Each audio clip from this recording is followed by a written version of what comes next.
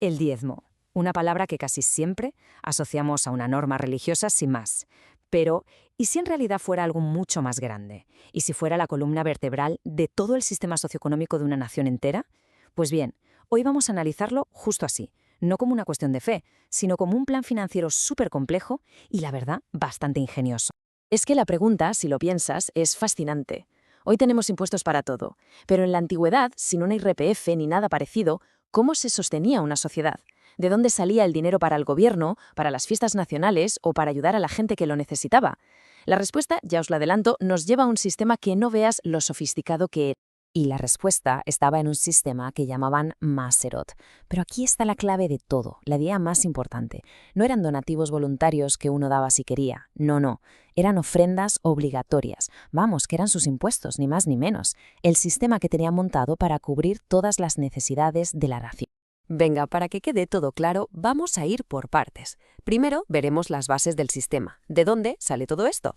Luego nos metemos con los distintos tipos de diezmo, porque sí, había varios. Uno para el clero y otros que iban cambiando para pagar las fiestas o ayudar a los pobres.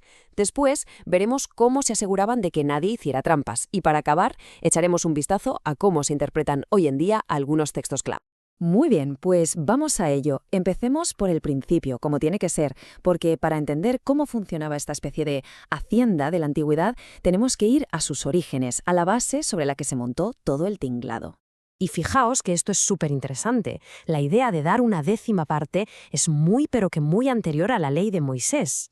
Vemos a personajes como Abraham o Jacob haciéndolo, pero como un acto personal, algo de devoción. Es más tarde, ya con Moisés, cuando esta costumbre se convierte en ley, en la estructura económica oficial de toda la nación. Y aquí atención con que esta es la pieza clave para entender cómo encaja todo el puzzle, el ciclo de 7 años, o Shemitah. ¿Qué significa esto? Pues que el séptimo año era sabático, la tierra no se trabajaba, se dejaba descansar. Así que todo el sistema de diezmos se movía dentro de los otros 6 años. Quedarse con esta idea del ciclo es, fundamental para no perderse luego. Vale, ya tenemos la base. Ahora vamos a ver el primer gran pilar del sistema. Este diezmo era, en la práctica, como el sueldo de toda una tribu, que, como veremos, tenía un papel absolutamente crucial en la sociedad. Este primer diezmo se llamaba Maaser Rishon, y era básicamente el 10% de la producción agrícola: grano, vino, aceite, todo. La pregunta es, claro, ¿y por qué precisamente para los levitas? Pues resulta que los levitas eran una tribu un poco especial. Estaban dedicados al servicio religioso, pero también al cívico. Y aquí está el meollo del asunto. A diferencia del resto de tribus, ellos no recibieron tierras, no tenían campos para cultivar. Así que su herencia, su forma de ganarse la vida, eran los diezmos. Eran los maestros, los administradores, los jueces, vamos, los funcionarios de la época. Y claro, el Maaser Rishon era literalmente su sueldo. Y es que el texto del libro de Números no puede ser más claro al respecto. Al final, se creaba una simbiosis total. El resto de las tribus ponían el sustento, la comida, por así decirlo, y los levitas, a cambio, ofrecían los servicios espirituales y administrativos que mantenían unida a toda la nación. Pero espera, que la cosa no acaba aquí. Porque después de dar ese primer diezmo, había que dar otro. Y este es alucinante, de verdad, porque no siempre era para lo mismo. Su objetivo cambiaba según el año en el que estuvieran, de ese ciclo de 7 que comentamos antes. Aquí es donde la cosa se pone de verdad ingeniosa. No es que hubiera un segundo y un tercer diezmo a la vez, no. Había un segundo diezmo que cambiaba de nombre y de propósito.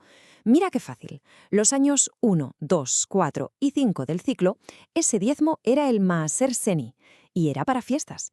Pero en los años 3 y 6 se transformaba en el Maaser Ani, y era para ayudar a los necesitados. Una especie de fondo social. A ver, ¿y cómo iba esto del Maaser Seni, el diezmo de las fiestas? Pues imagínate, cada familia apartaba otro 10% de su cosecha y se lo llevaba a Jerusalén para las grandes celebraciones. Pero el sistema era súper práctico. Que vivías lejísimos y llevar las ovejas o los sacos de trigo era un lío tremendo, no pasa nada. Lo vendías todo, te ibas con el dinero y una vez allí comprabas lo que fuera para la fiesta. La idea era que todo el mundo, viviera donde viviera, pudiera unir. Y ojo, que no eran fiestas aburridas, ¿eh? La instrucción era clarísima. Compra lo que te apetezca y celebra. O sea que este diezmo no solo pagaba la fiesta, sino que era una herramienta potentísima para crear comunidad, para que la gente se sintiera parte de algo más grande. Pero, ¿qué pasaba en los años 3 y 6 del ciclo? Pues lo que dijimos, el diezmo cambiaba de objetivo. se convertía en el Maser Ani. Y aquí el dinero no viajaba a Jerusalén, se quedaba en el pueblo, se distribuía allí mismo. Era ni más ni menos que su red de seguridad social. Se aseguraba de que la gente más vulnerable, el extranjero, el huérfano, la viuda y también los levitas de la zona, tuvieran para vivir. Claro, con un sistema así, basado en lo que cada uno producía, la tentación de escaquearse estaba ahí. Así que igual que con la hacienda de hoy, hacían falta reglas y, bueno, algún que otro mecanismo para que todo el mundo cumpliera con su parte. Y la cosa iba en serio. Si intentabas hacer la trampa, la multa no era ninguna broma. Un 20%. Esta multa de la quinta parte se aplicaba en casos muy concretos. Por ejemplo, imagínate que vendes tu cosecha para llevar el dinero a la fiesta de Jerusalén, pero por el camino te lo gastas en otra cosa. Pues mal. Al final tenías que pagar el diezmo original y además un 20% extra de multa. Era una forma muy clara de asegurarse de que el dinero llegaba a donde tenía que llegar. Pero no todo eran multas. Había algo más, una especie de declaración de la renta pública y solemne. Al final del tercer año, que era el primer año de ayudar a los pobres, cada uno tenía que declarar formalmente que lo había hecho todo bien, que había apartado el diezmo, que se lo había dado a quien tocaba. Era un juramento, una forma de rendir cuentas públicamente. Y con todo esto llegamos a la parte final. ¿Qué queda de este sistema? ¿Cómo se interpreta hoy en día? Porque hay algunos pasajes que se siguen citando muchísimo, y es importante entender de dónde vienen y a qué se referían exactamente. Aquí, la fuente que analizamos hace una distinción importante. Señala que pasajes, como el famoso de Malaquías sobre robar a Dios, iban dirigidos en su momento al antiguo Israel y a sus sacerdotes. Por otro lado, también se nos muestra que en el Nuevo Testamento, en tiempos de Jesús, la práctica del diezmo seguía existiendo y se consideraba un signo de ser muy piadoso, como se ve en los textos de Mateo y Lucas. Así que, si nos tenemos que quedar con una idea, que sea esta. El Maserot no era solo dar el 10%, ni mucho menos. Era un sistema fiscal completísimo. Financiaba el clero, que eran los funcionarios, financiaba las fiestas nacionales para unir al pueblo y financiaba una red de ayuda social. Un modelo económico total que unía lo civil y lo religioso de una forma inseparable.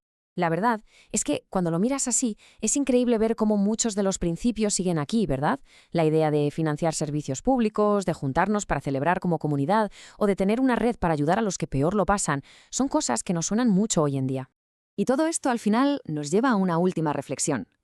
¿Hasta qué punto estos sistemas tan antiguos, donde el dinero, la fe y la vida en común estaban tan unidos, siguen marcando nuestra forma de entender lo que significa contribuir a la sociedad, ser generosos o simplemente ser un ciudadano responsable?